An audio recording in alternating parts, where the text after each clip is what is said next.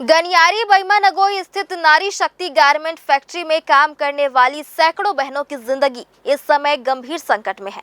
Factory का संचालन करने वाली दक्षिण एससीटी प्राइवेट लिमिटेड कंपनी ने नारी शक्ति समिति के साथ अनुबंध तो किया, लेकिन उसके नियमों और शर्तों का पालन पूरी तरह से ठंडे बस्ते में डाल दिया है।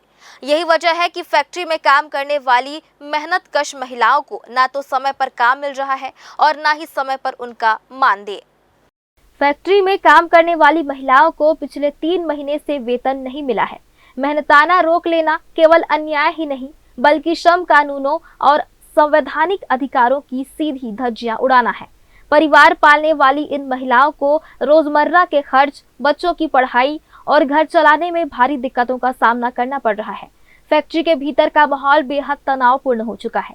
नारी शक्ति समिति की महिलाएं आरोप लगा रही हैं कि कंपनी ने शुरुआत में वादे तो बड़े बड़े किए, लेकिन अनुबंध होने के बाद नियमों का पालन करना पूरी तरह से बंद कर दिया गया।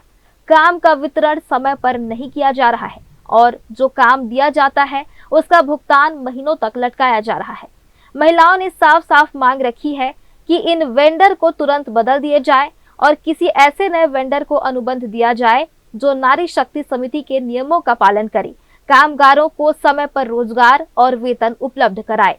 हमारे कलेक्टर सर पूछ रहे हैं, वो श्री संजय अग्रवाल सर जी हैं। उनको हम एक बार लेटर देने के लिए आ गए, सीओ सर को भी और उन दोनों को भी लेटर दे चुके हैं कि हमको वेंडर बदलाव चाहिए। ये वेंडर समय पे ना काम दे पा रहा है दीदी लोग को, ना तो समय पे पैसा दे पा रहा है। कुछ भी बोलो तो उल्टा पुल्टा जवाब रहता है उनका।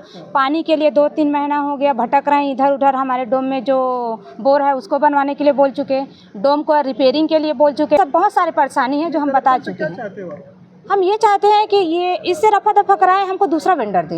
इनसे हम थक गए हैं। काम मतलब पैसा मांग के, अपना पैसा कमाया हुआ पैसा हमको भीख के तौर पे उससे मांगना पड़ रहा है। और वेंडर को बोलो तो बोलता है जाओ तुम लोग सीओ के पास जाओ, कलेक्टर के पास जाओ, विधायक के पास जाओ, किसी के पास जाओ, मेरे को कोई फ़र्क नहीं पड़ता। सिलाई सेंटर में मैं एक पद के ग्रहण हूँ, नारी शक्ति के तहत पद अधिकारी हूँ।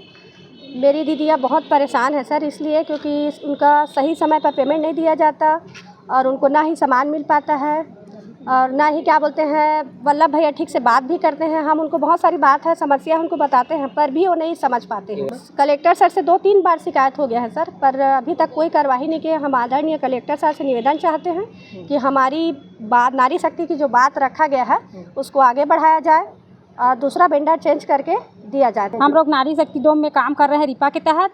हम लोग नाटी सिलते हैं और मतलब उसका पैसा भी नहीं मिला है। 2 महीना का मिला है, ये 3रा महीना है।